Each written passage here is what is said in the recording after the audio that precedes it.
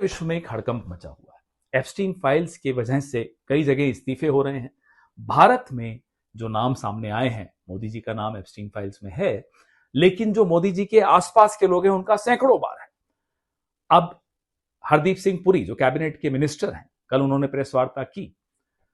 अनिल अंबानी का भी नाम है। हरदीप सिंह पुरी पर हम आज फोकस करते हैं।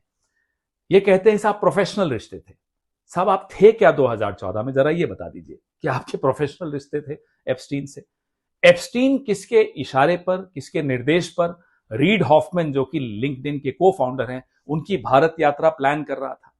और आप उस प्लानिंग को कार्यान्वित करने के लिए, व्यवस्थाएं बनाने के लिए आप उसकी मदद कर रहे थे। उनके एप्स्टीन के निर्देश पे हरदीप पुरी चल रहे थे। एप्स्टीन किसके निर्देशों पे चल रहा था हमें नहीं मालूम। क्या हरदीप पुरी एप्स्टीन और मोदी के बीच की कड़ी है? हमें नहीं मालूम, क्योंकि अभी सिर्फ 30 लाख फाइलें आई हैं सामने। 30 लाख अभी आनी बाकी हैं। हो सकता है उसमें वो जवाब मिल जाए। लेकिन रीड हॉफमैन की भारत यात्रा, भारत में उनके कार्यक्रम, उनमें से एक कार्यक्रम में नरेंद्र मोदी जी भी उपस्थित थे। ये सब हरदीप पुरी किस कैपेसिटी में कर रहे थे, किस हैसियत से कर रहे थे? हरदीप पुरी उस वक्त एक रिटायर्ड डिप्लोमेट थे। क्या भारत सरकार की एम्बेसी बंद हो चुकी थी? क्या राजदूत नहीं थे वहां? क्या सुषमा स्वराज जी मंत्री नहीं थी कि नरेंद्र मोदी को हरदीप सिंह पुरी की उपयोगिता मिली? उनका उनका उनको हरदीप पुरी मिले कि जो ये सारा कार्यक्रम करवाएंगे? क्या एप्स्टीन को भी भारतीय एम्बेसी नहीं, हरदीप पुरी मिले?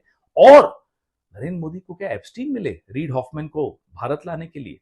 हमें यह नहीं समझ में आ रहा कि एम्बेसी होते हुए, इतना अमला होते हुए, एक विदेश मंत्री होते हुए, विदेश मंत्रालय होते हुए, एप्स्टीन और हरदीप पुरी, यह लोग रीड हॉफमैन की विजिट प्लान कर रहे हैं, फाइनलाइज कर रहे हैं, क्रियान्वित कर रहे हैं। ये क्या हो रहा है?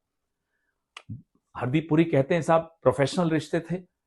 कॉफी पीने जा रहे हैं, उनके अपार्टमेंट में जा रहे हैं, मेल्स में किताबें डिस्कस हो रही हैं, परिवार डिस्कस हो रहे हैं। क्या हो रहा है? शौक डिस्कस हो रहे हैं। क्या हो रहा है ये? Hardeep Puri ji, what happens in New York does not stay in New York. You will have to resign. आपको इस्तीफा देना पड़ेगा। आपका नाम उजागर हो चुका है। और कल जो प्रेस कॉन्फ्रेंस आपने की, उसमें आप बोलते हैं कि साहब तब तक मुझे नहीं मालूम था कि वो इतना बड़ा यौन अपराधी है। एक उसने अपराध स्वीकार कर लिया था। अंडर एज गर्ल्स को प्रोस्टिट्यूशन में उनका नाम आया और उसने स्वीकार किया। और हरदीप पुरी कहते हैं दैट्स इट, छोटी सी बात है। ये मानसिकता है नरेंद्र मोदी के एक मंत्री की कि अंडर एज गर्ल्स की प्रोस्टिट्यूशन उनको एक छोटी सी बात लगती है। फिर भी उस व्यक्ति से वो दोस्ती रखते हैं, फिर भी उस व्यक्ति से वो प्रोफेशनल रिश्ते भी रखते हैं, पर्सनल रिश्ते भी रखते हैं। और उस व्यक्ति